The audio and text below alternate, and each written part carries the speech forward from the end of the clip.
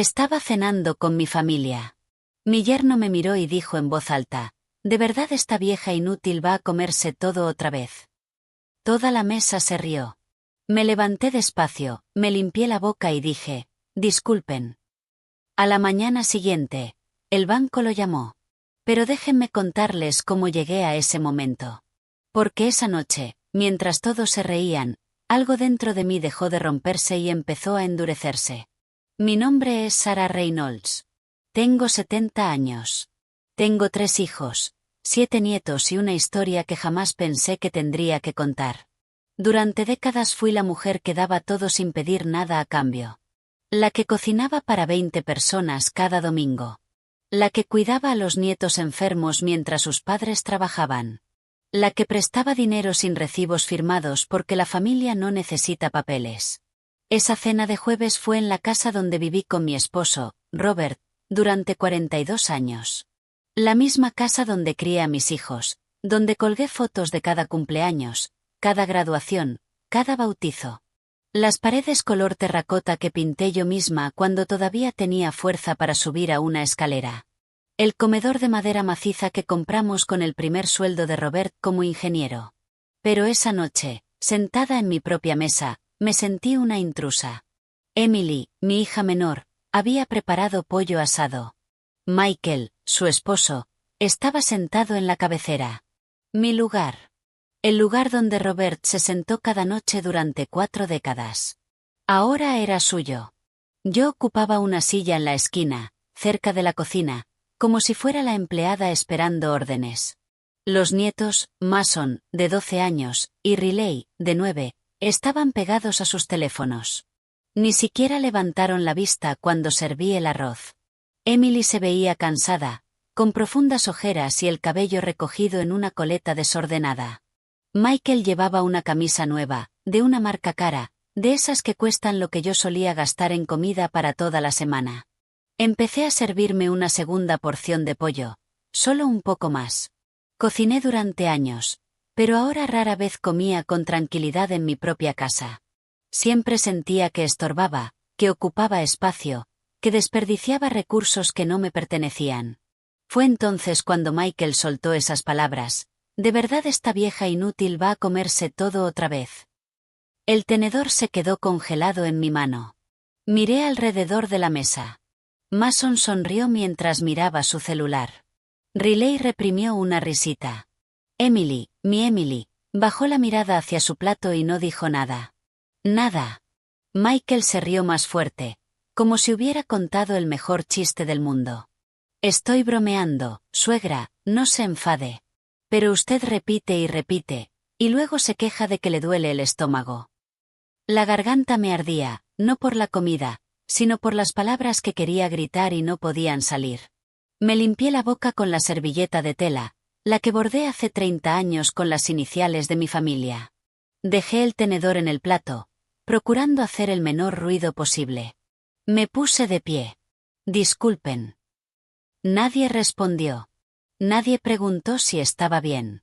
Mientras subía las escaleras hacia mi habitación, la más pequeña de la casa, la que antes era el cuarto de costura, los escuché reír de nuevo.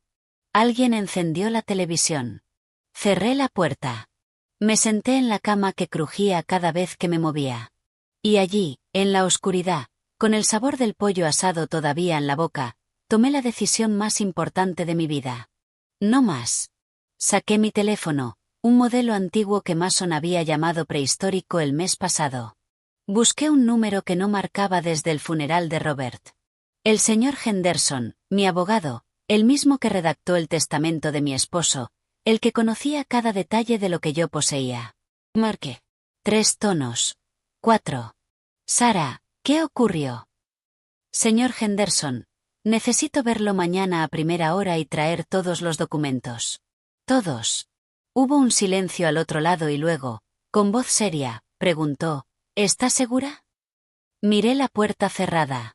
Abajo se oía una película de acción. Explosiones, gritos, risas. Más segura que nunca. Colgué. Respiré hondo. Y por primera vez en 5 años desde que Robert murió y dejé que Emily y Michael me ayudaran con todo, sentí algo parecido a claridad, No sabía exactamente qué iba a hacer, pero sabía que esa humillación sería la última. Porque lo que Michael no sabía, lo que ninguno de ellos sabía, es que la vieja inútil había construido una fortuna que apenas podían imaginar. Y mañana empezaría a protegerla. Si esta historia está tocando tu corazón, suscríbete al canal para seguir acompañándome en este relato. Porque lo que viene, ni siquiera yo lo vi venir. Esa noche no pude dormir. Me quedé mirando el techo agrietado de mi habitación, escuchando los sonidos de una casa que ya no sentía mía. La televisión apagándose pasada la medianoche, los pasos de Michael subiendo las escaleras, la puerta del dormitorio principal cerrándose, el que fue mi dormitorio durante 42 años. Me levanté antes del amanecer, a las 5 de la mañana. Afuera aún estaba oscuro, pero ya no podía quedarme quieta. Abrí el cajón de la mesita y saqué una caja metálica oxidada, la misma que guardo desde que me casé. Dentro había documentos que no revisaba desde el funeral de Robert. Necesitaba recordar quién era antes de convertirme en la sombra que vivía en la esquina de su propia casa. Mi nombre completo es Sarah Reynolds. Nací en el Medio Oeste en 1955. Estudié contabilidad cuando las mujeres de mi generación apenas terminaban la primaria. Me gradué con honores. Trabajé en una firma de auditoría durante 15 años antes de que naciera mi primer hijo. Cuando me casé con Robert, él era un ingeniero civil recién graduado que apenas ganaba lo suficiente para pagar el alquiler de un apartamento de 2 habitaciones. Yo seguí trabajando. Mi sueldo pagó la entrada de esta casa, los primeros muebles, la primera camioneta que tuvimos. Pero nadie recuerda eso. Para mis hijos, papá siempre fue el proveedor. Yo solo era mamá, la que preparaba el desayuno y revisaba las tareas. Lo que nunca supieron es que cuando Robert empezó su empresa de construcción, yo fui su socia, no de nombre, porque en esos tiempos las mujeres no eran tomadas en serio en los negocios, pero llevaba las cuentas. Negociaba con proveedores. Encontraba los vacíos fiscales que nos ahorraban miles de dólares cada año. Cada dólar que Robert ganaba, yo lo multiplicaba con inversiones inteligentes. Compré un local comercial en el centro cuando nadie quería invertir allí. Hoy vale el triple de lo que pagué. Adquirí acciones en empresas que apenas empezaban. Algunas quebraron. Otras crecieron tanto que me dieron rendimientos del 300%. Cuando Robert murió hace 5 años de un infarto repentino, me derrumbé. Perdí a mi compañero de vida, mi confidente, el único que sabía cuánto valía mi trabajo, aunque nadie más lo viera.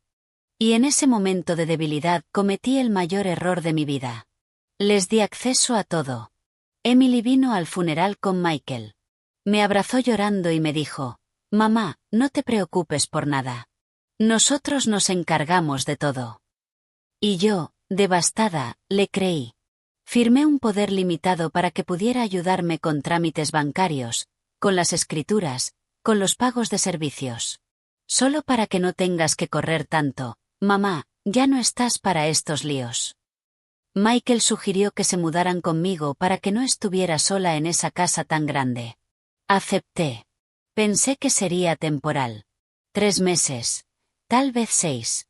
Han pasado 5 años. Poco a poco dejé de tomar decisiones. Michael opinaba sobre todo. Suegra, mejor no renueve ese certificado. El banco tiene tasas muy bajas. No se preocupe por el impuesto de la propiedad. Yo lo pago con su tarjeta. ¿Para qué quiere salir? Yo le traigo lo que necesite. Me convencí de que me cuidaban, de que era una carga y debía agradecer que me soportaran. Pero esa mañana, con los documentos extendidos sobre mi cama, vi la verdad con brutal claridad. La casa a mi nombre.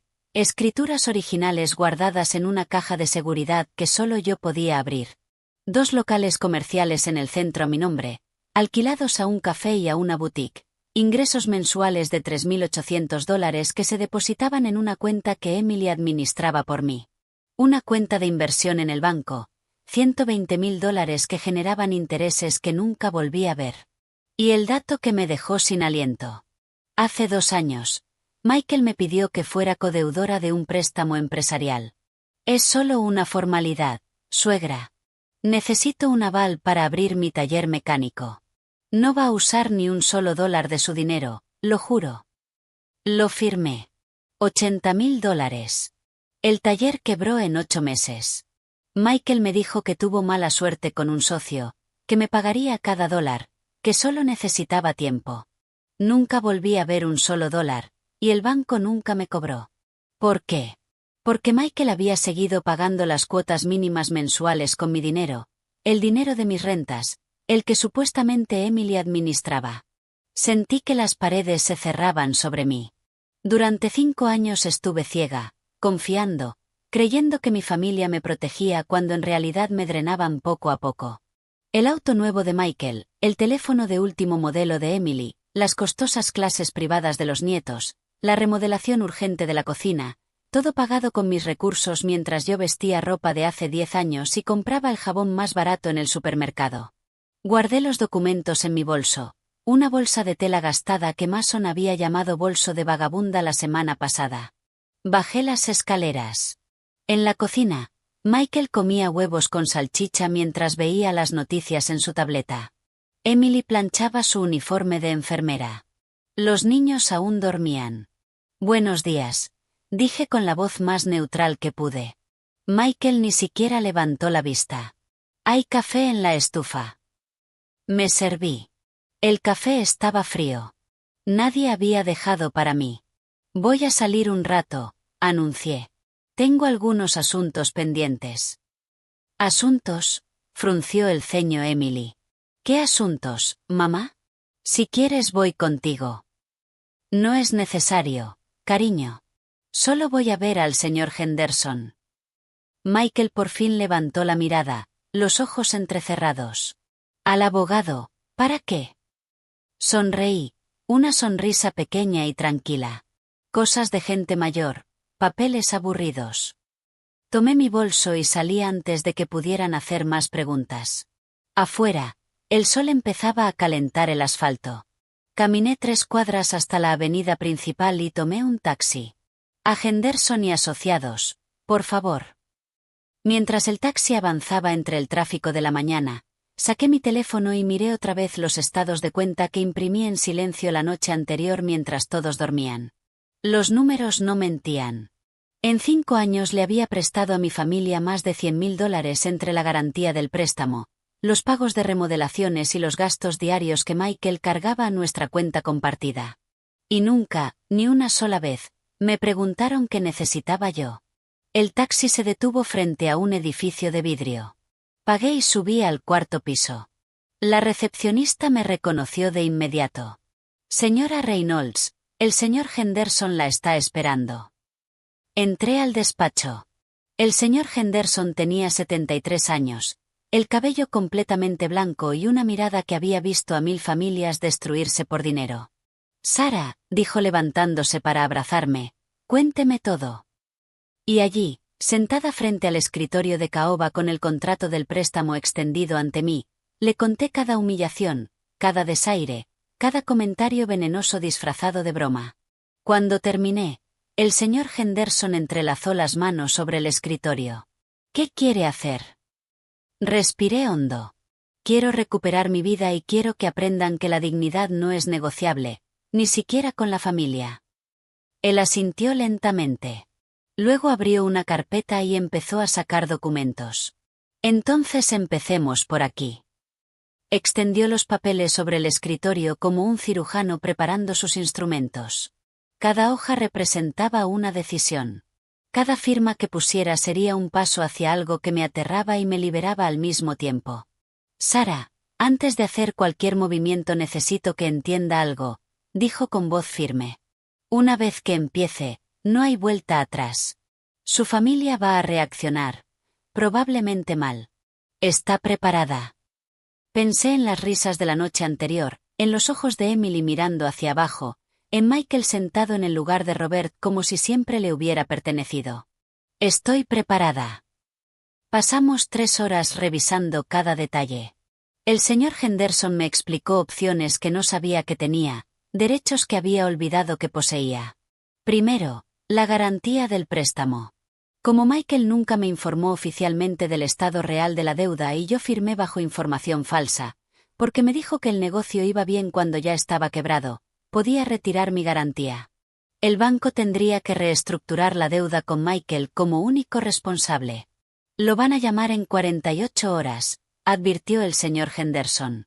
Cuando vean que ya no tiene respaldo, le exigirán garantías o pagos inmediatos. Perfecto. Segundo, el poder que le di a Emily era limitado. Podía hacer transacciones, sí, pero no vender propiedades ni sacar préstamos a mi nombre. Sin embargo, ese poder podía revocarse en cualquier momento. Si lo revoca, ya no podrá tocar sus cuentas, ni las rentas, ni las inversiones. Mi mano tembló sobre el documento. Revocar el poder a mi propia hija. Decirle que no confiaba en ella. Pero, ¿realmente confiaba? ¿O solo tenía miedo de estar sola? ¿Qué pasa con la casa?, pregunté. Viven allí conmigo. El señor Henderson se reclinó en la silla. La casa es suya. Ellos son sus invitados. Puede pedirles que se vayan en cualquier momento. Legalmente tiene todo el derecho. Invitados. En mi propia casa, mi hija y mi yerno eran solo invitados. Deme tiempo para pensar en eso, dije. No quiero dejar a Emily en la calle. Sigue siendo mi hija. Por supuesto, pero Sara, usted tampoco merece vivir como prisionera en su propia casa. Firmé los primeros documentos, retiro de la garantía, revocación del poder. El señor Henderson los sellaría y los entregaría al banco y al registro público esa misma tarde. Una cosa más, dije antes de irme. Necesito cambiar mi testamento. Él alzó una ceja. ¿Qué tiene en mente? Quiero crear un fideicomiso para mis nietos. Algo que ni Emily ni Michael puedan tocar. Que solo sirva para educación, universidad, libros, cursos, pero que no puedan usar ni un solo dólar para ellos. Inteligente, ¿cuánto? Hice el cálculo mental. $150,000 de mi cuenta de inversión. El señor Henderson silbó suavemente. Eso va a doler cuando se enteren. Que duela. Mis nietos merecen un futuro. Sus padres merecen una lección. Salí de la oficina a las 2 de la tarde. No había comido nada, pero no tenía hambre. Tenía algo mejor, un plan. Caminé por la ciudad sin rumbo. Necesitaba pensar, procesar, decidir hasta dónde estaba dispuesta a luchar. Me detuve frente a una pequeña iglesia, la parroquia de San Miguel. Entré. El olor a incienso y cera me envolvió como un abrazo de mi infancia. Me senté en un banco del fondo y miré el altar. Robert, susurré, ojalá estuvieras aquí. Siempre sabías qué hacer. Pero Robert no estaba. Y yo había pasado 5 años esperando que alguien más resolviera mi vida. Cerré los ojos. Recordé fragmentos de los últimos años, no solo la humillación de anoche. Hubo señales mucho antes, el cumpleaños número 68 que nadie recordó. Ese día Michael organizó una barbacoa para ver fútbol con sus amigos. Ni siquiera me preguntó si quería invitar a alguien. La Navidad pasada compré regalos para todos con mi dinero y ellos me dieron un suéter talla extra grande. Así está cómoda, suegra. Era de un horrible color mostaza con un reno bordado. Lo usé una vez por educación y luego lo guardé en el fondo del cajón. Las veces que bajaba al salón y Michael cambiaba el canal sin preguntar qué veía. Ya vio suficiente, suegra. Ahora es mi programa. Las comidas en las que servía a todos primero y cuando me tocaba a mí, la comida ya estaba fría. Nunca me esperaban. Los comentarios. Dios, los comentarios. Está muy mayor para eso. Mejor quédese en casa. No se canse. Déjeme hacerlo. Ya no entiende cómo funcionan estas cosas. Ay, suegra, usted y sus ideas de los años 50. Pequeñas puñaladas disfrazadas de preocupación. Y yo las acepté todas, una por una, porque tenía miedo. Miedo de molestar. Miedo de que me dejaran sola. Miedo de ser la madre amargada que nadie quiere visitar. Pero anoche, cuando toda la mesa se rió de mí, algo cambió. Entendí que ya estaba sola. Que vivir rodeada de gente que te desprecia es peor que vivir en una soledad digna. Abrí los ojos. Una mujer mayor encendía una vela frente a la imagen de la Virgen María. Tenía mi edad, quizá más, pero se movía con propósito, con calma, como alguien que sabía exactamente quién era. Quise ser como ella. Me levanté. Puse $20 en la caja de donaciones y salí de la iglesia con una claridad cristalina. Tomé un taxi de regreso a casa. Eran casi las 5 de la tarde. Cuando entré, la casa estaba en silencio. Emily no había llegado del hospital. Michael probablemente estaba en el taller o en algún bar con sus amigos. Los nietos en la escuela. Subí a mi habitación y saqué del armario una maleta vieja, la misma que usé en mi luna de miel hace casi 50 años. Empecé a guardar ropa, no mucha, solo lo esencial. No me iba todavía, pero necesitaba tener todo listo para cuando llegara el momento. También guardé los documentos importantes en una carpeta, copias de todo lo que firmé hoy, los estados de cuenta, las escrituras, todo. A las 7 oí abrirse la puerta principal. Voces. Michael había llegado. Bajé a preparar la cena como siempre. Actué normal. Serví sopa de tomate y tostadas. Puse la mesa. Llamé a todos. Comimos en un silencio incómodo. Michael me miraba de reojo, como si supiera que algo había cambiado pero no pudiera identificar qué. ¿Cómo te fue con el abogado?, preguntó Emily. Bien. Solo actualicé algunos papeles. ¿Qué papeles? Sonreí. Cosas aburridas, cariño. Nada importante. Mentira. Era lo más importante que había hecho en años. Esa noche, acostada en mi cama, miré el teléfono. El señor Henderson me había enviado un mensaje. Documentos entregados. El banco recibirá la notificación mañana a primera hora. Prepárate, respondí. ¿Preparada? Apagué la luz. Y por primera vez en 5 años dormí sin ese nudo en el estómago, porque sabía que mañana, cuando el banco llamara a Michael, cuando descubriera que la vieja inútil le había quitado la red de seguridad, todo cambiaría y yo estaría lista para lo que viniera. Porque la verdadera guerra no empieza con gritos. Empieza con silencio, con decisiones tomadas en secreto, con recuperar el poder que te quitaron mientras dormías. Y yo acababa de despertar. Me desperté a las 5:30 de la mañana. Ni siquiera sonó la alarma. Mi cuerpo sabía que hoy era el día. Me duché, me vestí con pantalones de lino beige y una blusa blanca sencilla. Nada especial. Quería verme exactamente como siempre. La abuela invisible que prepara el desayuno y no causa problemas.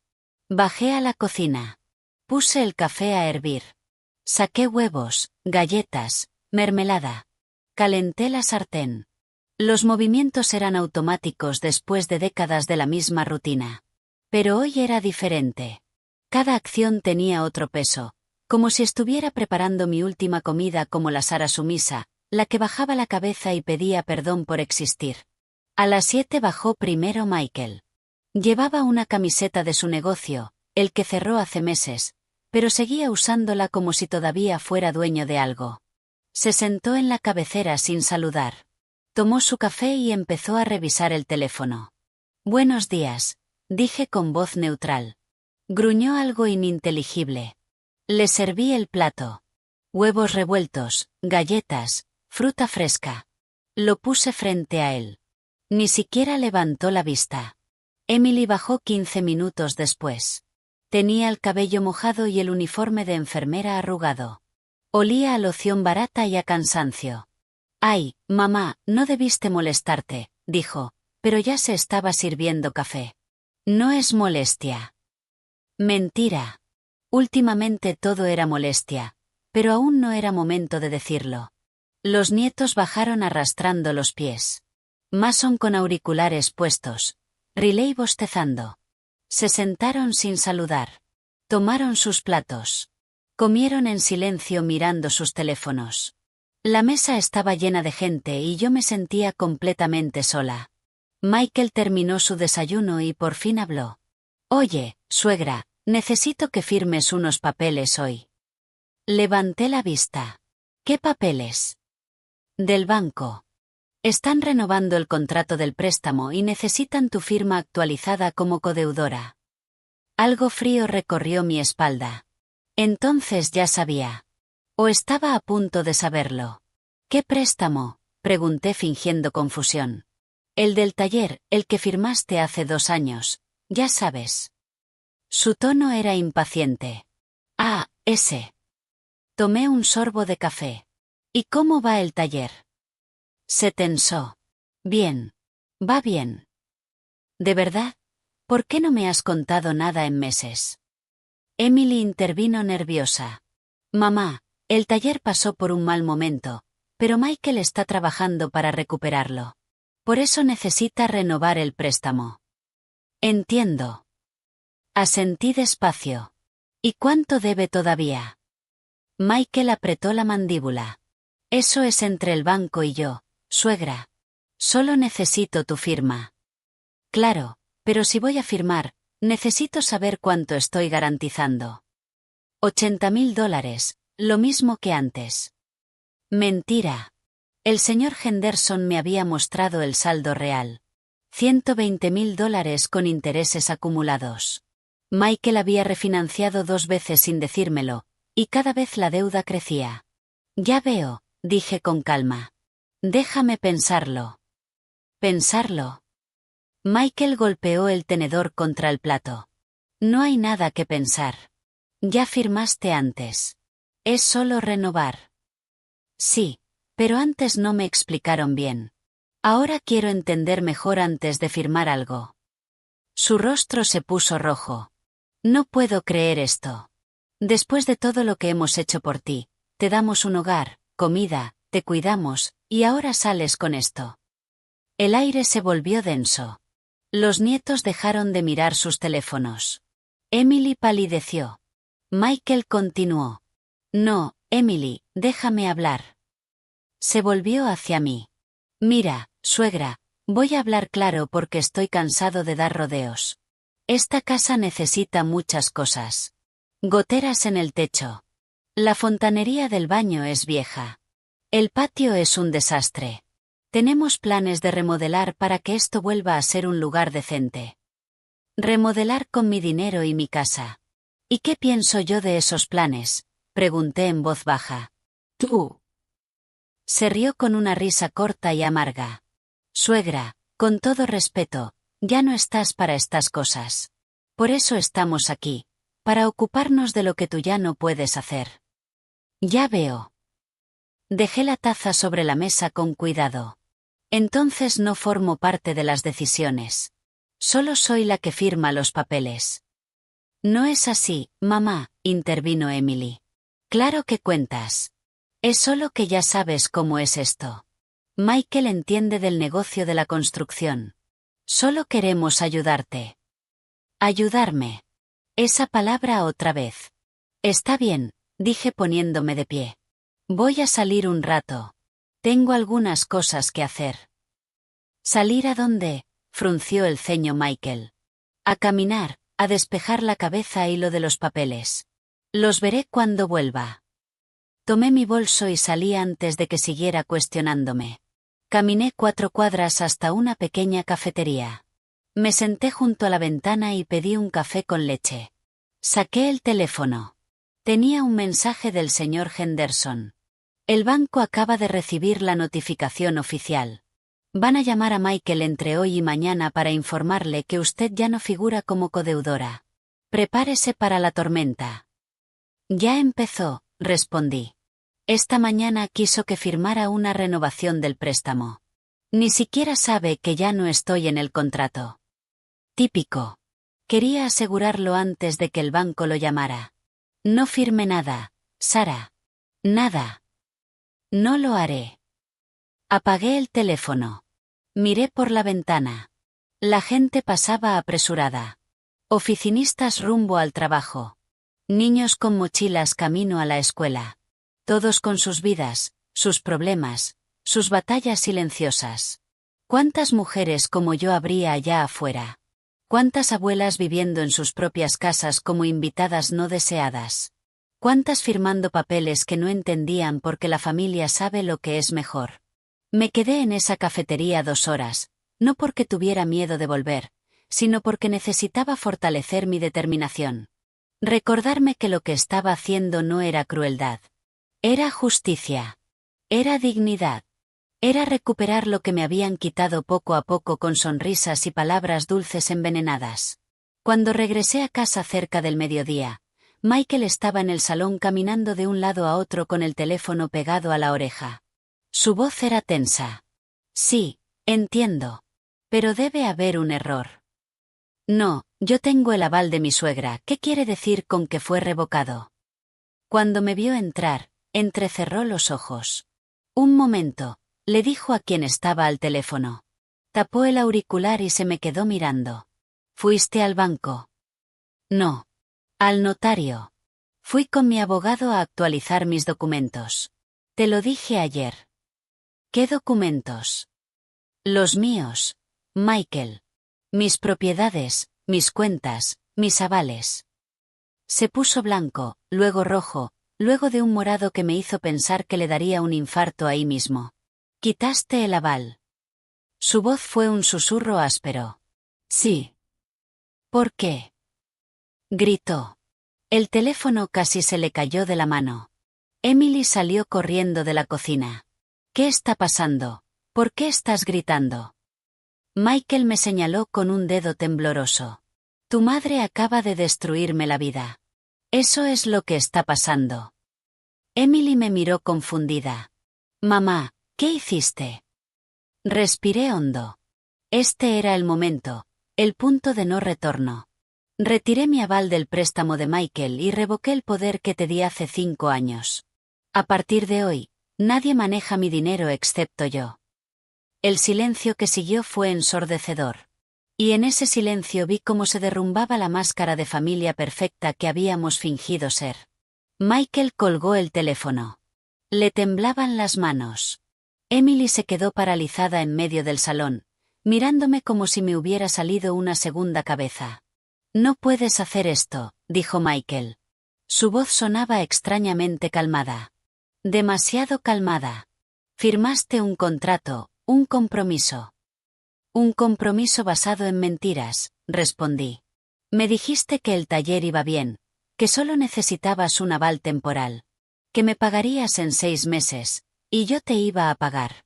Han pasado 2 años, Michael, y no solo no me pagaste, sino que la deuda creció de $80,000 a $120,000. Creíste que no me iba a enterar. Emily soltó un jadeo. 120,000. Michael se volvió hacia ella. Es más complicado que eso, Emily. Los intereses, las refinanciaciones, los gastos operativos. Me mentiste, lo interrumpí. A las 2. Y usaste mi confianza para seguir endeudándote mientras vivías en mi casa sin pagar alquiler. Comías mi comida y gastabas el dinero de mis propiedades. ¿Tu casa? Michael por fin explotó. Nosotros hemos mantenido esta casa. Yo pago el gas, la luz y el agua con el dinero de las rentas de mis locales comerciales, dije con firmeza. 3.800 al mes, que se deposita en una cuenta que supuestamente Emily administraba por mí. ¿Sabes cuánto he visto de ese dinero en 2 años? Nada. 0. Emily se desplomó en el sofá. Mamá, usamos ese dinero para los gastos de la casa, para todos. Pensé que estaba bien. Pensé que era lo que tú querías. Nunca me preguntaste qué quería yo. Porque tú nunca decías nada, gritó Michael. Siempre ahí, callada, cocinando, limpiando. ¿Cómo íbamos a saber que tenías un problema si nunca hablabas? Anteayer en la cena hablé. Me llamaste vieja inútil y toda la mesa se rió. Esa fue mi señal de que hablar no servía de nada. Michael apretó los puños. Era una broma, una maldita broma. Pues yo no me reí. Cayó un silencio espeso. Mason y Riley habían aparecido en las escaleras, escuchándolo todo. Riley tenía lágrimas en los ojos. Mason se veía asustado. Mamá, dijo Emily con la voz rota, ¿qué vas a hacer? ¿Vas a echarnos? La pregunta flotó en el aire como un cuchillo suspendido. No, respondí por fin. No hoy. Pero las cosas van a cambiar radicalmente. ¿Qué significa eso?, preguntó Michael con suspicacia. Significa que vamos a terminar esta conversación con mi abogado presente mañana a las 10 de la mañana en su oficina. Los dos. Yo no voy a ninguna oficina, dijo Michael. No tengo que rendirte cuentas. Entonces el lunes inicio el proceso legal de desalojo y una demanda por los $120,000 que me debes, más intereses. Tú decides. Su rostro se contrajo en una mueca de rabia e impotencia. Me estás amenazando. Estoy poniendo límites, algo que debí hacer hace 5 años. Tomé mi bolso y subí a mi habitación. Me temblaban las piernas, pero no me detuve hasta cerrar la puerta. Me senté en la cama y tomé 3 respiraciones profundas. 4. 5. Lo había hecho. Lo había dicho todo. No había vuelta atrás. Mi teléfono vibró. Era el señor Henderson. ¿Cómo va todo? Explotó todo, le dije. Reunión mañana en su oficina a las 10. Perfecto. Tengo listos todos los documentos. Extractos bancarios, contratos, recibos. No podrán negar nada. Gracias, Henderson. Sara, ¿está bien? Lo pensé. ¿Estaba bien? Acababa de dinamitar mi relación con mi hija y mi yerno. Probablemente había traumatizado a mis nietos. Mi casa se sentía como un campo de batalla. Pero también, por primera vez en años, me sentía viva. Estoy bien, respondí. Asustada, pero bien. Es normal. Lo está haciendo perfecto. Colgué y miré alrededor de mi habitación pequeña. La maleta que había preparado seguía debajo de la cama. Tal vez pronto la necesitaría. El resto del día pasó en un silencio helado. Nadie bajó a comer. Hice sopa de lentejas solo para mí. Comí en la cocina, mirando por la ventana hacia el patio trasero, donde Robert había plantado un limonero que ya no daba fruto. A las 8 de la noche oí a Michael y a Emily discutiendo en su habitación.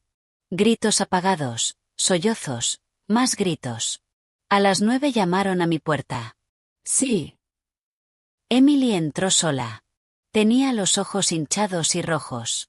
Se sentó en el borde de mi cama sin pedir permiso. ¿Por qué no me dijiste que te sentías así?, preguntó con la voz rota. Te lo dije 1000 veces con silencios, con miradas, levantándome de la mesa. No quisiste ver. No es justo, mamá. No puedes culparme de todo. No te culpo de todo. Te culpo por elegir a un hombre que me humilla por encima de tu propia madre. Te culpo por manejar mi dinero como si fuera tuyo. Te culpo por no preguntarme ni una sola vez en 5 años qué necesitaba yo. Te lo pregunto ahora, Emily. ¿Cuándo me preguntaste si era feliz? ¿Si me sentía cómoda viviendo en la habitación más pequeña de mi propia casa? ¿Si me dolía verte reír cuando Michael se burlaba de mí? Se derrumbó, llorando. No sabía que era tan grave. Pensé que entendías que era su forma de ser, que no lo decía en serio. El problema no es solo Michael. El problema es que tú nunca me defendiste. Ni una sola vez. Tengo miedo, susurró, miedo de que él se vaya, de quedarme sola con 2 niños, de no poder pagar las cuentas. Y ahí estaba la verdad. Emily no me había protegido porque me necesitaba menos que a él. Porque su miedo a quedarse sola era más grande que su amor por mí. Emily, dije suave, yo también tenía miedo. Miedo de estar sola después de que tu padre murió. Por eso lo permití todo. Pero ¿sabes qué aprendí? Que estar sola con dignidad es mejor que estar acompañada con humillación. ¿Qué va a pasar mañana? Vas a escuchar las condiciones y vas a decidir si puedes vivir con ellas o si prefieres buscar otro lugar. No tenemos dinero para otro lugar. Entonces vas a tener que aprender a respetarme en el mío. Se levantó despacio. En la puerta se giró. Lo siento. Lo siento por no haber sido la hija que necesitabas. Aún puedes serlo, pero tienes que elegirlo cada día. Se fue, cerrando la puerta con suavidad. Me quedé despierta hasta pasada la medianoche. Repasé mentalmente cada documento que el señor Henderson había preparado para mí. Las opciones, los escenarios. Mañana presentaría mi propuesta. 6 meses para encontrar otro lugar mientras me pagaban un alquiler simbólico de $500 al mes. Condonación parcial de la deuda. Solo recuperaría 40.000 de los 80.000 que presté. El resto lo daría por perdido para cerrar el círculo. Pero con condiciones: respeto absoluto, terapia familiar obligatoria y, jamás, volver a tocar mi dinero sin mi autorización explícita por escrito. Si rechazaban la propuesta, los desalojaría en 30 días y demandaría por la deuda completa. Eran opciones duras, pero justas, porque había aprendido algo fundamental: perdonar sin consecuencias no es perdonar. Es dar permiso para que vuelvan a hacerte daño. Y yo ya no estaba dispuesta a dar ese permiso. La mañana llegó gris y pesada, como si el cielo supiera que algo iba a romperse de forma definitiva. Me levanté a las 6, me arreglé con cuidado. Un vestido burdeo sencillo, el collar de perlas que Robert me regaló en nuestro 20º aniversario, zapatos cerrados y cómodos. Quería verme como lo que era, una mujer de 70 años que sabía exactamente lo que valía. Bajé a hacer café, solo para mí. Nadie más había bajado todavía. A las 8 apareció Michael. No me miró. Se sirvió café en silencio, agarró un trozo de pan de la panera y se sentó frente a la televisión. Emily bajó 20 minutos después. Tenía la cara hinchada de tanto llorar. Los nietos no bajaron. Supongo que les habían dicho que se quedaran en sus habitaciones. Nos vamos a las 9:30, anuncié. La cita es a las 10. La oficina está a 20 minutos de aquí. Nadie respondió. A las 9, Michael por fin habló. No voy a ir. Entonces el lunes empiezo el proceso legal. Ya te lo dije. Esto es ridículo. Hablar con un abogado como si fuéramos criminales. No son criminales, pero son deudores y yo soy la acreedora. Así funcionan las cosas. Se levantó de golpe. ¿Sabes qué, suegra? Durante 5 años te hemos aguantado. Tus quejas silenciosas, tus malas caras, tu manera de hacerte la víctima. Podrías haber dicho algo en cualquier momento. Lo dije levantándome de la mesa cuando me humillaste, pero nadie lo notó o, peor, a nadie le importó. Era una broma. Las bromas se hacen entre iguales, Michael. Tú me tratas como si fuera tu sirvienta y todos lo permiten. Emily intervino con la voz temblorosa. Mamá, por favor, hablemos de forma civilizada. Yo voy a ir a la cita. Entonces voy solo para acompañarte, gruñó Michael. Pero que quede claro, no voy a firmar nada que no me convenga. Nadie te obliga a firmar nada, respondí. Solo a escuchar. Salimos de casa a las 9:30. Fuimos en el coche de Michael, ese Nissan de último modelo que compró con mi dinero sin decirme nada. El trayecto fue silencioso, salvo por la radio a bajo volumen. Emily iba en el asiento de atrás mirando por la ventana. Yo iba delante con mi bolso en el regazo, sintiendo el peso de los documentos dentro. Llegamos al edificio de oficinas, 5 minutos antes de las 10. Subimos en el ascensor sin hablar. Michael abría y cerraba los puños. Emily se mordía las uñas. La recepcionista nos hizo pasar de inmediato. El señor Henderson nos esperaba en la sala de reuniones, no en su despacho. Quería que esto fuera formal, oficial. Buenos días. Saludó con tono profesional. Siéntense, por favor. Nos acomodamos alrededor de una mesa larga de caoba. El señor Henderson enfrente con carpetas perfectamente ordenadas, yo a su lado, Emily y Michael al otro lado como acusados en un juicio, porque, en cierto modo, lo eran. El señor Henderson abrió la primera carpeta. Empecemos estableciendo los hechos. La señora Sarah Reynolds, viuda de Reynolds, es la propietaria legal de una casa ubicada en las afueras, 2 locales comerciales en el centro, una cuenta de inversión en el banco por $120.000 y otros activos menores. ¿Correcto? Correcto, respondí. En julio de 2023, Usted firmó como avalista de un préstamo empresarial de $80.000 a nombre del señor Michael Davis, presente aquí. Correcto. Correcto. El préstamo era para abrir un taller mecánico que, según se le informó, iba a generar beneficios suficientes para pagar el préstamo en 18 meses, ¿es así? Sí. El señor Henderson sacó un documento y lo deslizó por la mesa hacia Michael. Señor Davis, este es el estado actual de ese préstamo, ¿puede confirmar el saldo? Michael apenas lo miró. Tenía la mandíbula tensa. 120.000. ¿Y cuánto del principal ha pagado? Silencio. Señor Davis, le hice una pregunta. 12.000, murmuró. Emily se volvió hacia él, incrédula. Solo 12.000 en 2 años. El negocio no funcionó como esperaba. El negocio cerró hace 1 año, interrumpió el señor Henderson. Y usted ha estado pagando únicamente los intereses mínimos con el dinero de las rentas de la señora Sarah, sin su conocimiento explícito. Ella sabía que Emily manejaba las cuentas. Emily palideció. Yo pensé que mamá estaba de acuerdo. Tú me dijiste que lo habías hablado con ella. Claro que lo hablé con ella. Le dije que necesitaba el dinero para mantener la casa. Mentiste, dije con firmeza. Nunca me dijiste que estabas usando las rentas para pagar tu deuda. Me dijiste que era para los servicios de la casa, para la comida, para los niños. Era lo mismo.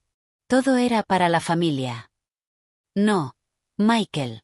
Era para salvar tu negocio fracasado, para mantener tu estilo de vida, para comprar ese coche. Señalé por la ventana hacia el aparcamiento. El señor Henderson sacó otro documento. El coche, un sedán Nissan de 2023, valorado en $35.000, comprado al contado con una retirada de la cuenta de rentas de la señora Sarah en marzo del año pasado. ¿Ella autorizó esa compra? Yo tenía poder, empezó Michael. El poder era de Emily, no suyo, y además era para administración, no para compras personales.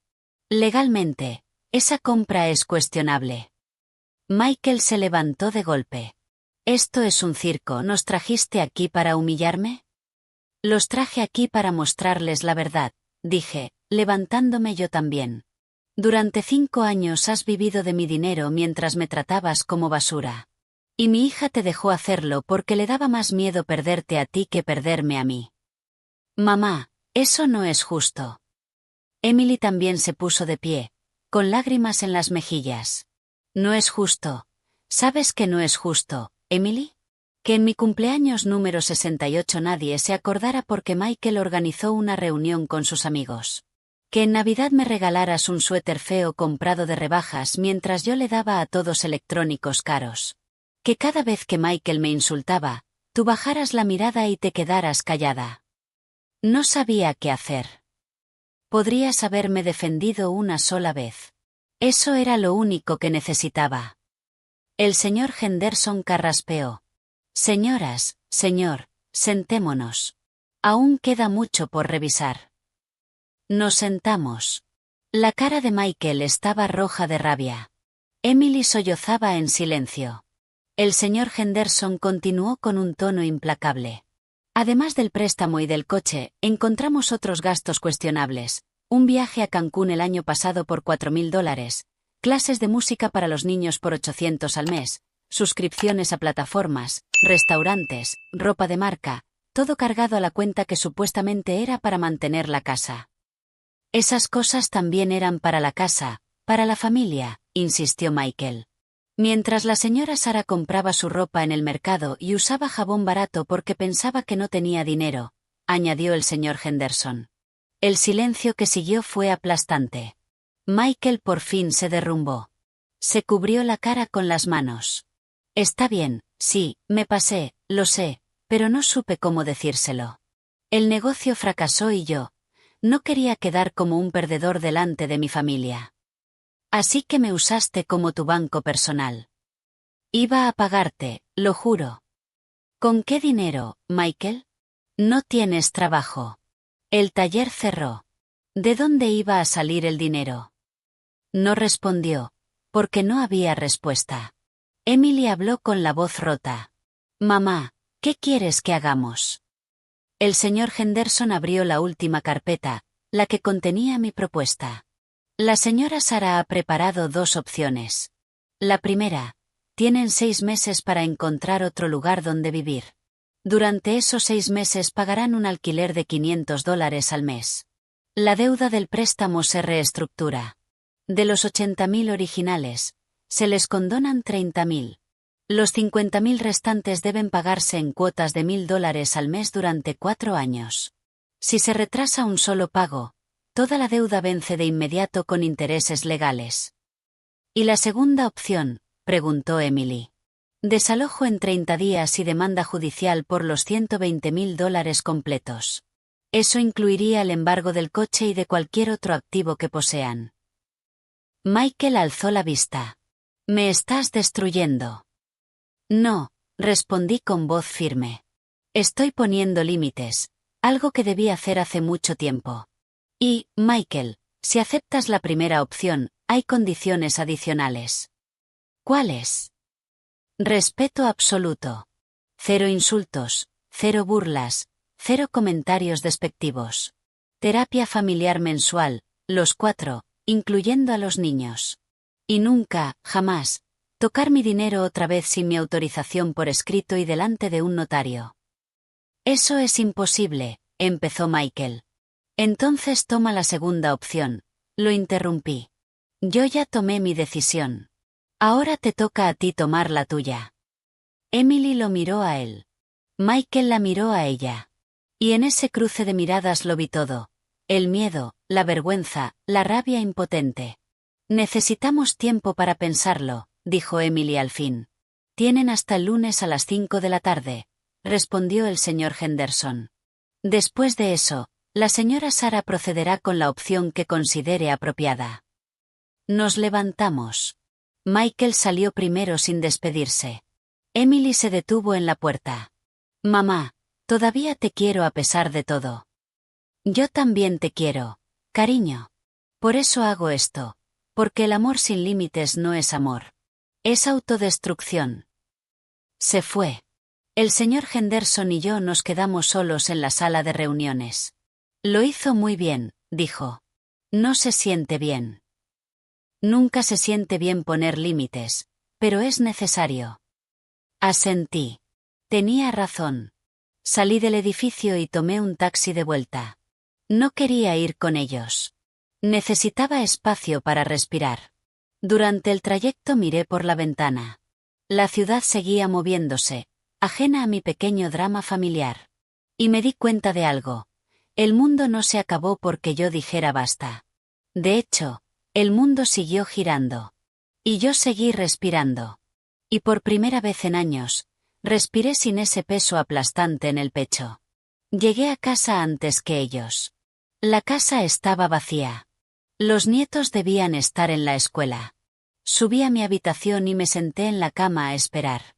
Sabía que la explosión vendría. Solo era cuestión de tiempo. Media hora después oí el coche aparcar. La puerta principal abriéndose con fuerza. Pasos pesados subiendo las escaleras. Golpes en mi puerta. Fuertes, desesperados. «¡Abre!». Era Michael. Abrí. Estaba desquiciado. Tenía los ojos inyectados en sangre y el pelo revuelto, como si se lo hubiera tirado durante todo el trayecto. «Tenemos que hablar». «Ya hablamos en la oficina». «No, ahora vamos a hablar de verdad. Sin abogados, sin papeles. Solo tú y yo». Emily apareció detrás de él. «Michael, por favor, déjame hablar con ella». Me hice a un lado y los dejé pasar. Los 3 en mi habitación pequeña. Michael caminaba en círculos como un animal enjaulado. Emily se sentó en la única silla. Yo me quedé de pie junto a la ventana. «¿Sabes qué es lo que más me molesta?», empezó Michael. «No es el dinero. No son los papeles. Es que durante 5 años actuaste como si todo estuviera bien, como si no te importara nada, y ahora sales con esto». «Actué así porque tenía miedo», respondí.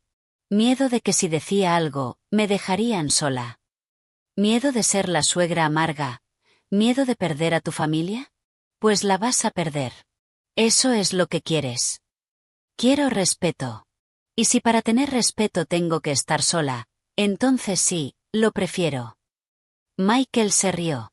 Una risa amarga. Rota. ¿Respeto? Claro. Pero tú nunca respetaste mi esfuerzo, mi trabajo, mi intento de salir adelante. ¿Tu esfuerzo? ¿Qué esfuerzo, Michael? Abriste un taller con mi dinero. Dejaste que quebrara y luego seguiste gastando mi dinero como si nada. ¿Dónde está el esfuerzo en eso? El negocio fracasó. Pasa. No soy el primero ni el último que quiebra. Tienes razón. Pero si eres el primero que sigue viviendo como un rico cuando no tienes ni $1, con el dinero de tu suegra, en la casa de tu suegra, mientras insultas a tu suegra. Basta con lo del insulto. Era una maldita broma. No era una broma, grité. Y fue la primera vez en 5 años que grité en esa casa. Fue el resumen de 5 años de desprecios, de comentarios pequeños, de hacerme sentir que estorbaba, de tratarme como si fuera tu sirvienta, no la dueña de la casa en la que vives gratis. Emily sollozaba. Mamá, lo siento. Lo siento muchísimo. Me volví hacia ella. ¿Sabes cuándo supe que había perdido a mi hija? No fue cuando te casaste. No fue cuando se mudaron. Fue el día de mi cumpleaños número 68. Ese día Michael organizó su barbacoa con sus amigos. Yo bajé a la cocina por la mañana y tú estabas ahí haciendo café. Te dije, hoy cumplo 68. Y tú me dijiste, ah, sí, mamá, feliz cumpleaños, y seguiste haciendo café sin mirarme. Ni un abrazo, ni una tarta, nada. Ese día entendí que yo ya no era tu prioridad. Era solo otro mueble de la casa. Tú no lo recuerdas así porque para ti no fue importante, pero para mí fue el día en que empecé a desaparecer. Michael intervino esta vez con un tono más calmado, pero igual de duro. ¿Y qué esperabas? Que te tratáramos como a una reina. Todos vivimos aquí. Somos familia. Las familias se apoyan. Las familias se respetan, corregí. Y el apoyo es mutuo. No es una sola persona dando y los demás tomando. Te dimos compañía para que no estuvieras sola después de que murió tu esposo. No me dieron compañía. Me quitaron mi casa, mi privacidad, mi dignidad. Eso es una exageración. Abrí el cajón de mi mesita. Saqué un cuaderno viejo. Lo había estado llenando durante los últimos 6 meses sin darme cuenta.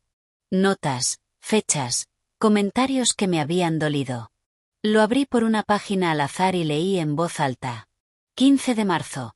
Michael me dijo que no cocinara más porque mi comida no tenía sabor. Emily se rió y dijo, es verdad, mamá. Te estás volviendo olvidadiza con la sal.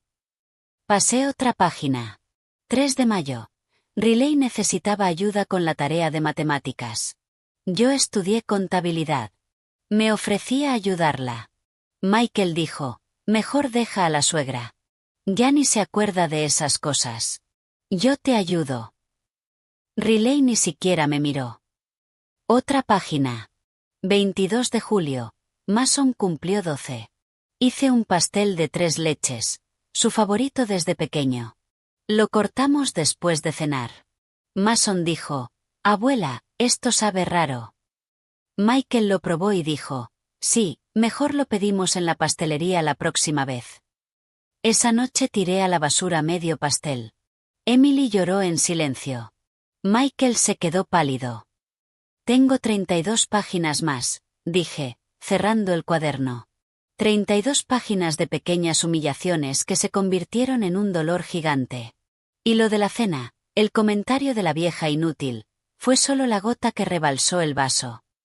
No sabía que te sentías así, murmuró Emily. Porque nunca preguntaste.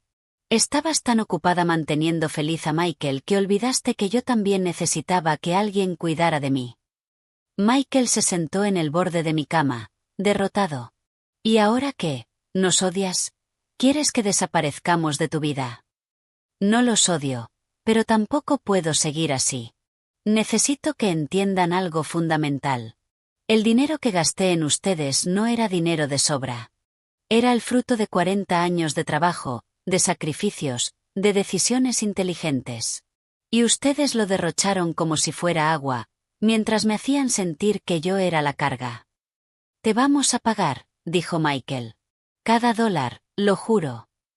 ¿Con qué dinero? Voy a conseguir un trabajo de verdad. Nada más de inventos de negocios propios. Voy a trabajar para alguien si hace falta. Michael tiene razón, añadió Emily. Yo puedo tomar turnos extra en el hospital. Podemos pagar. Los miré a los dos. Había sinceridad en sus ojos, pero también desesperación, y no podía distinguir una cosa de la otra. Tienen hasta el lunes, repetí. Elijan qué opción van a tomar. Pero sepan esto, si eligen quedarse, las reglas cambian radicalmente. Esta sigue siendo mi casa. Ustedes son mis invitados, y yo voy a empezar a vivir como la dueña. No como la empleada en la que me convertí. ¿Qué significa eso?, preguntó Emily. Significa que voy a recuperar el dormitorio principal, el que era mío y de tu padre. Ustedes pueden quedarse en el dormitorio en el que están ahora. Es más grande que este en el que me metieron a mí. Pero nada de peros. O lo aceptan, o se van. Además, voy a contratar a alguien para limpiar la casa 2 veces por semana. Ya no voy a hacerlo yo sola, y lo voy a pagar con mis rentas, que volverán a depositarse en mi cuenta personal, no en la cuenta familiar. Es justo, admitió Emily en voz baja. Y una cosa más, los niños. Necesitan saber la verdad. No todos los detalles, pero lo suficiente para entender que lo que pasó no es normal. Que las familias no deberían funcionar así. Nos van a odiar, dijo Michael. Van a aprender. Es distinto. Se hizo un silencio largo. Afuera oí el autobús escolar parar, voces de niños, la puerta principal abriéndose. Mason y Riley habían llegado. Hablen entre ustedes, dije. Piensen, decidan. Pero el lunes a las 5 quiero una respuesta. Y sea la que sea, la voy a respetar. Porque yo sí sé respetar las decisiones de los demás, aunque me duelan. Salieron de mi habitación en silencio. Los oí bajar las escaleras. Voces apagadas hablando con los niños. Más sollozos de Emily. Me senté en mi cama y miré el cuaderno aún en mis manos. 32 páginas de dolor acumulado.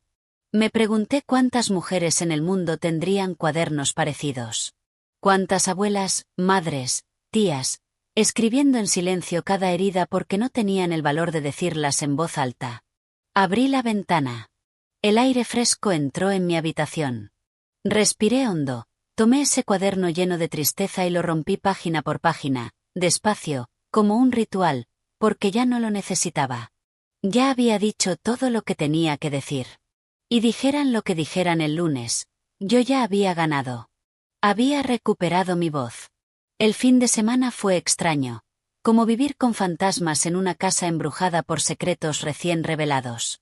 El sábado por la mañana, Mason y Riley me evitaron. Entraron a la cocina, agarraron cereal y corrieron a sus habitaciones. Supongo que Emily y Michael les habían dicho algo, pero no todo. Los niños me miraban como si yo fuera una desconocida, o peor, como si fuera la villana de una historia que no entendían. Emily pasó todo el sábado encerrada en su cuarto. La oí llorar a través de las paredes. Michael salió temprano y no volvió hasta la noche. Cuando entró olía a cerveza y cigarrillos. Yo pasé el día reorganizando mis documentos, separando lo que era mío de lo que había sido nuestro. Era más de lo que pensaba y menos de lo que debería haber sido. El domingo por la tarde, Emily llamó a mi puerta. Mamá, ¿podemos hablar a solas? Claro. Entró a mi habitación y cerró la puerta. Se sentó en la cama con las piernas cruzadas, como cuando era niña y venía a contarme sus problemas en la escuela. Pero ya no era una niña. Era una mujer de 43 años, con arrugas de preocupación en la frente y canas que cubría con tinte barato. No sé por dónde empezar, dijo. Empieza por donde más duele. Tomó aire. Creo que tienes razón en todo, y eso es lo que más me duele. Que durante 5 años, sin darme cuenta, dejé de verte como mi mamá y empecé a verte como un recurso, como alguien que estaba ahí para hacernos la vida más fácil. ¿Cuándo empezó?, pregunté. No lo sé. Fue gradual. Cuando papá murió, yo estaba destrozada. Michael fue mi apoyo. Me sostuvo cuando sentí que me iba a caer. Y de alguna manera empecé a priorizar su felicidad por encima de todo, porque tenía miedo de que, si él no era feliz, se fuera, y yo no podía soportar otra pérdida. Y yo no contaba como una pérdida. Tú estabas ahí. Siempre estabas ahí. Supongo que asumí que siempre lo estarías. Que no tenías a dónde ir. Que no te irías. Porque yo no tenía opciones, ¿no? La viuda vieja sin su esposo, dependiendo de sus hijos. Nunca lo pensé así, pero así me trataste. Emily se cubrió la cara con las manos. ¿Cuándo me convertí en esta persona? Mi mamá me enseñó a ser fuerte, a defenderme, a no dejar que nadie me pisoteara. Y yo te pisoteé. No fue solo tu culpa. Yo también te di permiso. Cada vez que me callé, cada vez que aguanté un comentario, cada vez que dije, está bien, cuando no estaba bien. ¿Por qué lo hiciste? Por la misma razón, miedo a estar sola. Tu padre fue mi compañero durante 42 años. Cuando murió, me quedé vacía. Y tú llenaste ese vacío. Aunque fuera con migajas, pensé que era mejor que nada. O eso creía. Y ahora sé que las migajas envenenan. Que es mejor pasar hambre con dignidad que estar llena de humillación. Emily se secó las lágrimas. Hablé con Michael anoche, después de que los niños se durmieron. Le dije todo, cómo me sentía, cómo había fallado como hija, cómo permití todo. ¿Y qué dijo? Se enfadó primero. Dijo que yo estaba exagerando, que tú me estabas manipulando. Pero luego se quebró. Admitió que había sido un idiota. Que se aprovechó de la situación. Que pensó que, como teníamos tu poder, podíamos hacer lo que quisiéramos con tus cosas. ¿Y los niños? Hablamos con ellos esta mañana antes de que te despertaras. Les explicamos que vivimos en tu casa sin pagarte, que gastamos tu dinero sin permiso, que fuimos injustos contigo. ¿Cómo reaccionaron? Mason preguntó si íbamos a quedarnos sin casa. Riley preguntó si tú nos odiabas. Les dijimos la verdad, que depende de nosotros, de si podemos aprender a respetarte. Me quedé en silencio, procesando. Emily continuó. Mason recordó algo. Dijo, es como cuando me burlé de Carlos en el colegio y la maestra me dijo que los abusones nunca ganan. Y Riley dijo, entonces papá era el abusón de la abuela. Se me hizo un nudo en la garganta. Son buenos niños. Son tus nietos. Tienen tu inteligencia y tu manera de ver las cosas claras. Emily, necesito preguntarte algo y necesito que seas brutalmente honesta. Lo que sea.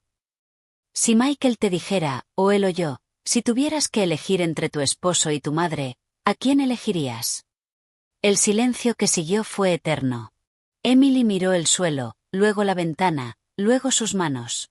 Por fin me miró a los ojos. Antes de esta semana te habría dicho a él sin dudar, porque era mi presente, porque dormía a mi lado cada noche, porque dependía económicamente de él, aunque en realidad él dependía de ti. Y ahora no lo sé. Y creo que esa duda ya es una respuesta en sí misma, porque si de verdad amara a Michael como debería, no habría duda. Pero la hay. Y eso me aterra. ¿Por qué te aterra? Porque significa que estos 5 años fueron una mentira. Que me quedé con él por miedo, no por amor. Que sacrifiqué mi relación contigo para mantener un matrimonio que quizá nunca fue tan sólido como yo pensaba. Emily, ¿él te trata bien cuando están solos? Cuando nadie los ve. ¿Te respeta? Tardó demasiado en responder, y esa pausa me lo dijo todo. Tiene un carácter fuerte, dijo al fin. A veces dice cosas hirientes, pero luego se disculpa. Dice que está estresado por el dinero, por el trabajo, Por todo. ¿Te ha levantado la mano? No, nunca. Pero sus palabras a veces duelen más que un golpe. Como las palabras que me dijo a mí en la cena. Me acerqué y le tomé las manos. Estaban frías, temblorosas. Cariño, necesito que entiendas algo. No te estoy obligando a elegir entre él y yo. Te estoy obligando a elegirte a ti, a decidir qué tipo de vida quieres, qué tipo de matrimonio, qué tipo de persona quieres ser.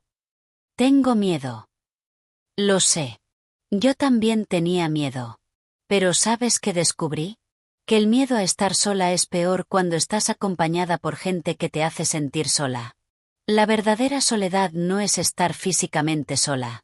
Es estar rodeada de personas que no te ven, como tú estabas con nosotros. Exactamente. ¿Me perdonas, mamá? La pregunta flotó en el aire. ¿La perdonaba? ¿Podía perdonar 5 años de abandono emocional, de complicidad silenciosa, de priorizar a un hombre por encima de su propia madre? Te perdono, dije al fin.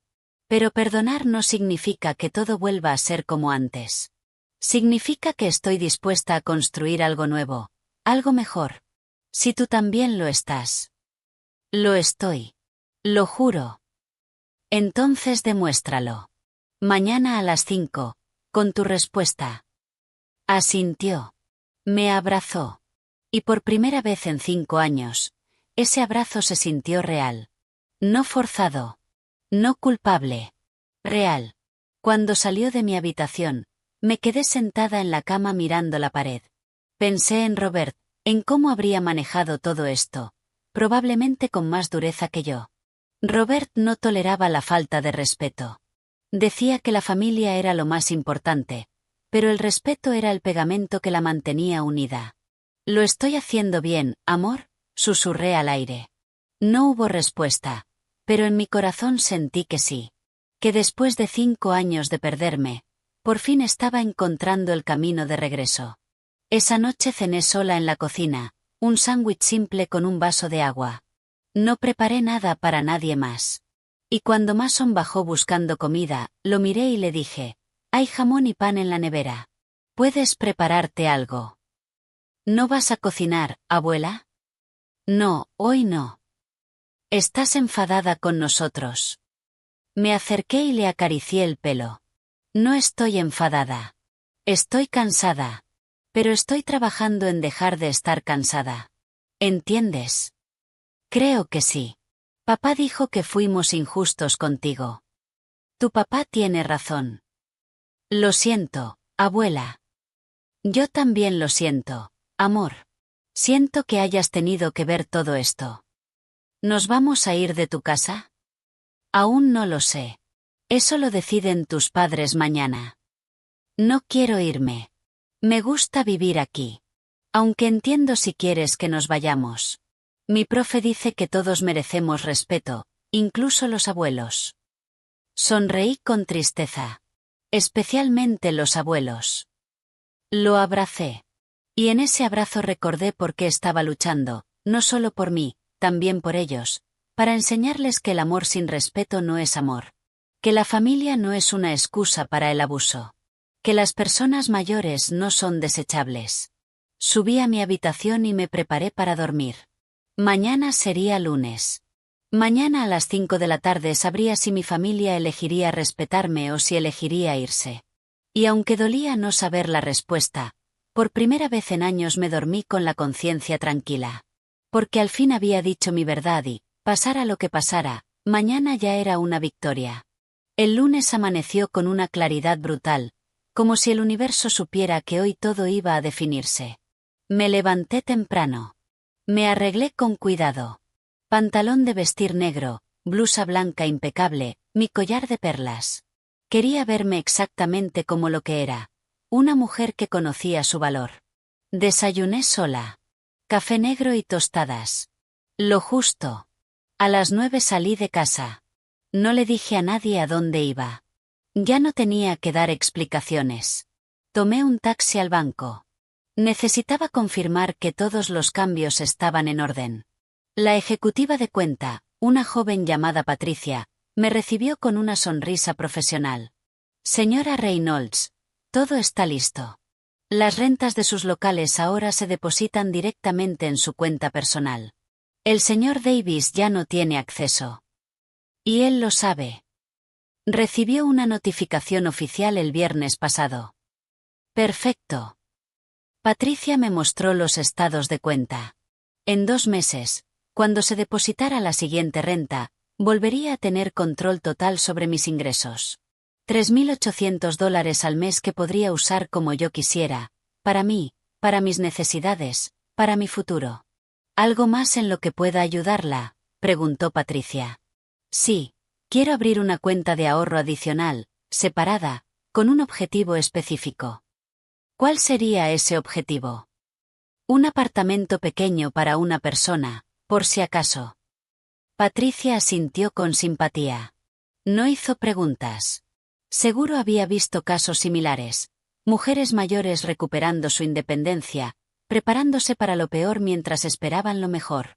Salí del banco sintiéndome poderosa. Tenía opciones. Ya no estaba atrapada. Caminé por la ciudad sin rumbo. Entré en una librería y compré 3 novelas que quería leer desde hacía años, pero nunca había tenido tiempo. Entré en una cafetería elegante y pedí un capuchino con un trozo de pastel de zanahoria. Me senté junto a la ventana y leí 30 páginas de una de las novelas. Nadie me interrumpió. Nadie me necesitó. Y fue glorioso. A las 3 de la tarde regresé a casa. Encontré a Emily en el salón. Estaba sentada en el sofá, con las manos entrelazadas, nerviosa. Michael no estaba. ¿Dónde está tu marido?, pregunté. Salió a buscar trabajo. En serio, mamá, hoy fue a 3 sitios, talleres mecánicos. Está dispuesto a trabajar como empleado si hace falta. Eso está bien. Mamá, necesito decirte algo antes de que lleguen las 5. Me senté frente a ella. Te escucho. Anoche, después de que todos se durmieron, me quedé despierta pensando en todo, en estos 5 años, en quién era yo antes de casarme y en quién me convertí después. ¿Y qué descubriste? Que perdí algo. Algo importante. Papá siempre me decía, Emily, nunca dejes que nadie apague tu luz. Y yo dejé que Michael la apagara poco a poco sin darme cuenta. Te pidió que la apagaras. No directamente, pero cada vez que yo tenía una opinión distinta, se enfadaba. Cada vez que quería hacer algo sin él, se ponía celoso. Y yo, en vez de defenderme, me adapté. Me fui haciendo pequeña para que él se sintiera grande. Y contigo, fue peor, porque tú eras más fuerte que yo, más segura. Y creo que él se sintió amenazado por eso, por tu independencia, por tu inteligencia. Y en vez de defenderme y defenderte, dejé que te hiciera pequeña a ti también. Se le quebró la voz. Esperé en silencio hasta que recuperó el aire. Esta semana, cuando vi todos los documentos, cuando escuché todo lo que lograste, todo lo que construiste con papá, me di cuenta de algo. Tú no eres la vieja inútil, como dijo Michael. Eres la mujer más inteligente que conozco. Y yo fui tan estúpida que no lo vi. No fuiste estúpida. Fuiste humana. A veces el amor nos ciega. No era amor, mamá. Era miedo disfrazado de amor. Las palabras se quedaron flotando entre nosotras. Una verdad tan dolorosa que cortaba al pronunciarla. ¿Qué vas a hacer?, pregunté. Todavía no lo sé, pero sé que no puedo seguir así. Michael y yo necesitamos terapia, de pareja, individual, lo que sea. Porque si vamos a seguir juntos, tiene que ser de verdad. No por miedo, no por conveniencia, sino porque elegimos trabajar en esto. Y si no funciona, entonces aprenderé a estar sola como tú. Yo no estoy sola, Emily. Estoy conmigo, que es distinto. Sonrió con tristeza. Tienes razón. A las 4:30 llegó Michael. Llevaba vaqueros y una camisa de trabajo. Se veía cansado, derrotado, pero había algo distinto en sus ojos. Algo parecido a la humildad. Suegra, dijo al verme. ¿Podemos hablar antes de las 5? Adelante. Se sentó junto a Emily. Respiró hondo varias veces antes de hablar. No voy a intentar justificarme. Lo que hice estuvo mal. Muy mal. Tomé tu dinero sin pedirlo. Te traté con desprecio. Y lo peor de todo, convencí a tu hija de que estaba bien. ¿Por qué? Pregunté directamente. Porque siempre me sentí menos. Tú y el señor Robert lograron tanto, y yo solo era un mecánico que quería ser empresario. Y cuando mi negocio fracasó, en vez de admitirlo, seguí fingiendo. Seguí gastando. Seguí viviendo como si todo estuviera bien. Y la forma más fácil de sentirme grande era hacerte sentir pequeña. Y ahora entiendo que eso no me hace grande. Me hace un cobarde y un abusador. La palabra quedó suspendida en el aire. Abusador, la había dicho él, no yo. Hoy fui a 3 talleres, continuó. En 2 me dijeron que me llamarían. En el tercero, me ofrecieron empezar mañana como mecánico básico. El salario es bajo, 25. Pero es algo. Es un comienzo. ¿Vas a aceptarlo? Sí. Y Emily va a coger turnos extra en el hospital. Entre los dos podemos reunir $4,000 al mes. No es mucho, pero es honrado. Es real. ¿Y mi propuesta? Emily y Michael se miraron. Entonces ella habló. Queremos tomar la primera opción, los 6 meses, el alquiler de $500, el pago de los 50,000 en cuotas, y las condiciones, todas, el respeto, la terapia, todo. ¿Estás seguro, Michael? Son 4 años pagando $1,000 al mes. Estoy seguro. Y si tardo más, seguiré pagando hasta saldarlo. Es lo mínimo que puedo hacer. ¿Y el dormitorio principal? Es tuyo, dijo Emily con firmeza. Lo dejamos libre este fin de semana y te ayudamos a mudarte. ¿Y los niños? Ya hablamos con ellos, dijo Michael. Les explicamos todo. Mason preguntó si podía ayudar limpiando el jardín para pagarle a la abuela. Riley dijo que quiere cocinar conmigo los domingos para preparar su plato favorito. Se me hizo un nudo en la garganta. No tienen que hacer eso. Sí tienen, dijo Emily. Porque durante 5 años te hicimos invisible. Y ahora necesitamos que vuelvas a ser visible, para nosotros, para ellos, para ti. Miré el reloj. Faltaban 10 minutos para las 5. De acuerdo, dije por fin. Acepto, pero quiero que quede claro. Esta es su última oportunidad. Si vuelven a faltarme al respeto, si vuelven a fallar un pago, si vuelven a hacerme sentir como me hicieron sentir estos 5 años, no habrá segunda opción. Entendido. Entendido, dijeron al unísono. Y una cosa más. Quiero que los niños pasen tiempo conmigo. Tiempo de verdad. No solo estar en la misma casa, sino hablar, cocinar juntos, contarme de sus vidas, porque eso fue lo que más me dolió, perder la conexión con ellos. Te lo prometo, dijo Emily con lágrimas en los ojos. Saqué el teléfono y marqué al señor Henderson. Ya tenemos una decisión. Eligieron la primera opción. Prepare los documentos para que firmen mañana. Perfecto. Los espero a las 10 de la mañana. Colgué. Los 3 nos quedamos sentados en silencio. No era un silencio incómodo. Era un silencio de alivio, de agotamiento, de esperanza frágil. Mamá, dijo Emily en voz baja. Sí. ¿Crees que algún día podremos volver a ser una familia, de verdad? Ya somos familia, Emily. Siempre lo fuimos. El problema es que durante 5 años fuimos una familia rota. Ahora tenemos la oportunidad de ser una familia sana, pero eso requiere trabajo cada día, de todos. Lo haremos, prometió. Esa noche cenamos juntos, los 5. Pedimos comida china porque nadie tenía energía para cocinar. Y por primera vez en años, la conversación fluyó. Los niños me contaron cosas de la escuela. Michael me pidió mi opinión sobre algo. Emily me sirvió té sin que yo se lo pidiera. Eran gestos pequeños, pero después de 5 años de invisibilidad, cada gesto pequeño se sentía monumental. Antes de irme a dormir, Emily me detuvo en las escaleras.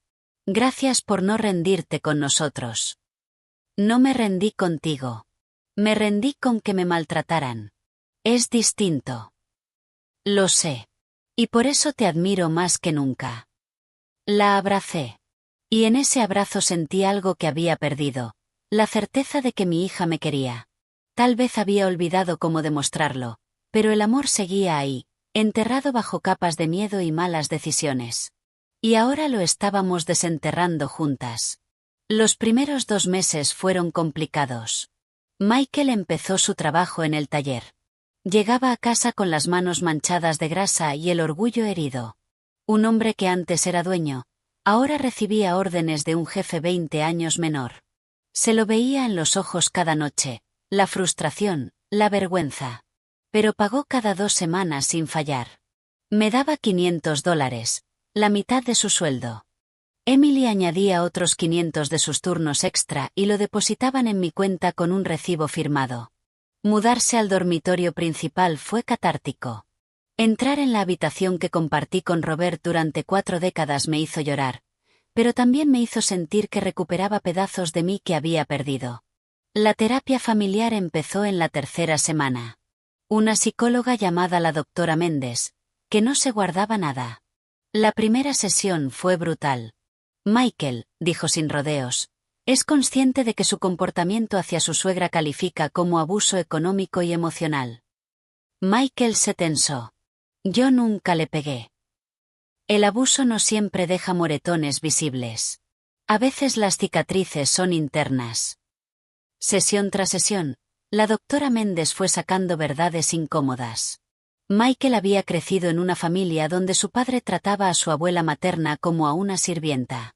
Simplemente repitió el patrón sin cuestionarlo. No es una excusa, dijo la doctora, pero sí es una explicación. Y reconocer el origen del comportamiento es el primer paso para cambiarlo. Las cosas mejoraron despacio, muy despacio. Michael empezó a decir gracias cuando yo cocinaba, a preguntar ¿necesitas algo? Antes de ir a la tienda. Cambios pequeños que antes habrían sido invisibles, pero que ahora brillaban como faros en la oscuridad. Emily también cambió. Empezó a defenderme. La primera vez que Michael hizo un comentario sarcástico sobre mi comida, un poco salado, ¿no? Emily lo cortó al instante. Si no te gusta, cocinas tú. El silencio que siguió fue espectacular. Michael la miró sorprendido, luego bajó la mirada. Tienes razón. Perdón, suegra. Está bueno. Pero no todo fue un progreso lineal. En el 3er mes, Michael tuvo una recaída. Llegó del trabajo especialmente frustrado. Su jefe lo había regañado delante de otros mecánicos por un error. Michael entró a la casa dando portazos, maldiciendo. Yo estaba en la cocina preparando sopa de pollo con fideos. Pasó a mi lado, vio la olla y murmuró, ¿sopa otra vez? ¿No puedes hacer algo distinto? Fue instintivo, automático, el Michael de antes saliendo en un momento de debilidad. Pero esta vez yo no me quedé callada. Apagué el fuego. Me volví hacia él. Disculpa. Se dio cuenta al instante. Suegra, yo no quise. Sí, quisiste. Y, ¿sabes qué, Michael? Voy a recordarte algo. Tienes 2 opciones, o aprecias lo que hay, o te haces tu propia comida. Pero lo que no vas a hacer es faltarme al respeto en mi casa otra vez. ¿Quedó claro? Emily había entrado justo a tiempo para oírlo todo. Se puso a mi lado. Mi madre tiene razón. O pides perdón de verdad, o esta noche cenas en la calle. Michael las miró a las dos y por primera vez vi algo que nunca había visto en él. Vergüenza genuina. Tienen razón. Lo siento. De verdad lo siento. Tuve un día de mierda y la pagué contigo. Eso no está bien. No, dije con firmeza. No está bien. Y si vuelve a pasar, me acordaré de que tú mismo advertiste que esto no iba a funcionar. No volverá a pasar. Y no volvió a pasar. Ese fue el último incidente importante. Pero entonces llegó el golpe que nadie esperaba.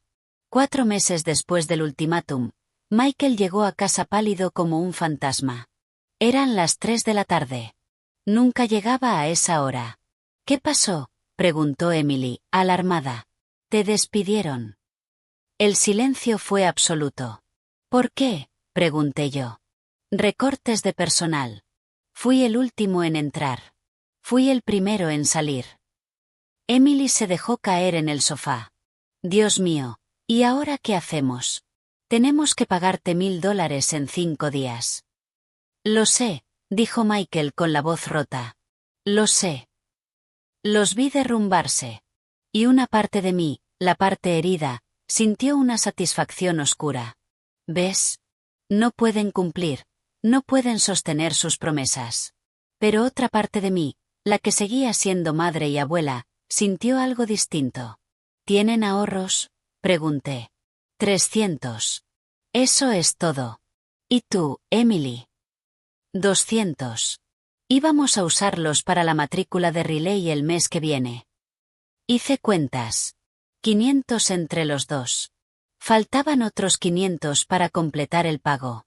Yo podía exigir el pago completo. Podía usar esto como excusa para echarlos, como les había advertido. Podía demandar la deuda entera con intereses. Michael me miró con ojos de animal acorralado. Suegra, te juro que voy a buscar trabajo hoy, mañana, pasado, voy a tocar todas las puertas necesarias. Solo, necesito un poco de tiempo. ¿Cuánto tiempo? 1 mes, como máximo, por favor. Emily se arrodilló delante de mí. Literalmente se arrodilló. Mamá, por favor. Lo estamos intentando. De verdad. No es por falta de voluntad. Son circunstancias. Las circunstancias son parte de la vida, dije con voz dura. Y debieron preverlo. Debieron ahorrar más. Debieron tener un plan B. Tienes razón, admitió Emily llorando. Tienes toda la razón. Pero te lo suplico, no nos eches. No ahora. Los niños están en mitad del curso. Michael va a conseguir trabajo. Yo voy a tomar más turnos. Te vamos a pagar todo hasta el último dólar. Los miré a los dos, suplicando, desesperados, humillados. Y me di cuenta de algo. Esto era exactamente lo que necesitaban vivir. No la humillación pública que Michael me hizo pasar, sino la humillación privada de reconocer que sus actos tienen consecuencias. Que el mundo no gira alrededor de ellos. Que cuando dependes de alguien, tienes que tratarlo con respeto. Está bien, dije al fin. Les voy a dar 2 meses. De verdad, Michael no se lo podía creer. Pero con condiciones. Este mes pagan lo que puedan, los 500 que tienen. El mes que viene pagan 1500 para compensar. Y si en 2 meses Michael no tiene trabajo, vendemos el coche. El Nissan que compraste con mi dinero. Y con ese dinero se adelanta la deuda. Pero necesito el coche para buscar trabajo. Entonces consigue trabajo antes de que pasen 2 meses. Michael tragó saliva. Trato. Y una cosa más. Desde hoy, cada dólar que gasten lo anotan en un cuaderno. Cada dólar que ganen, también. Y al final de cada semana me lo muestran. Quiero transparencia total, porque mi confianza se rompió y tiene que ganarse de nuevo, poco a poco. Lo haremos, prometió Emily. Los 2 meses siguientes fueron un infierno para ellos. Michael tocó puertas en 50 lugares. Lo rechazaron en 48. En los 2 que lo aceptaron, los sueldos eran miserables. Eligió el que pagaba más, $2000 al mes en una tienda de repuestos. Emily trabajó turnos de 14 horas.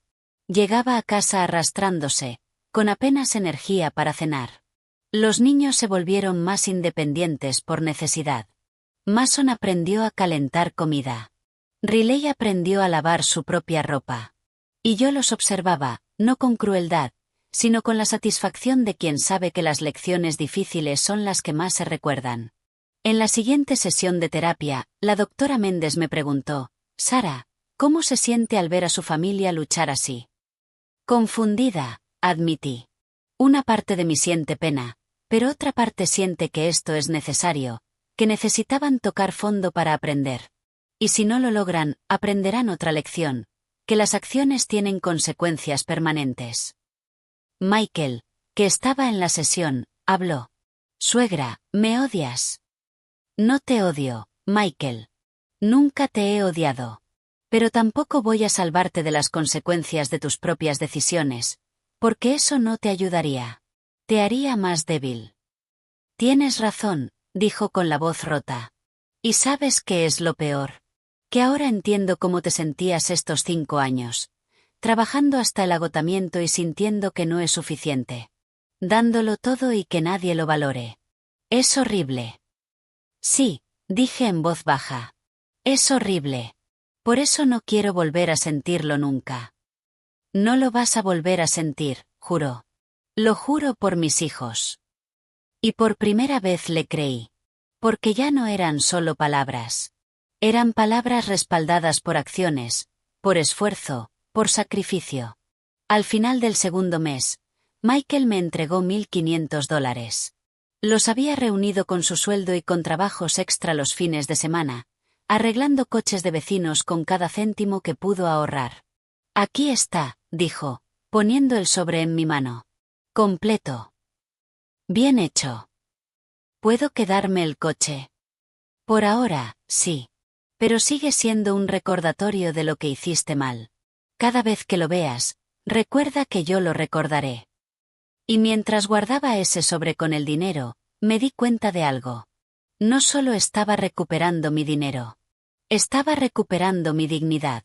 Y ellos estaban aprendiendo la suya. Porque la dignidad no se regala. Se gana con respeto, con esfuerzo, con humildad.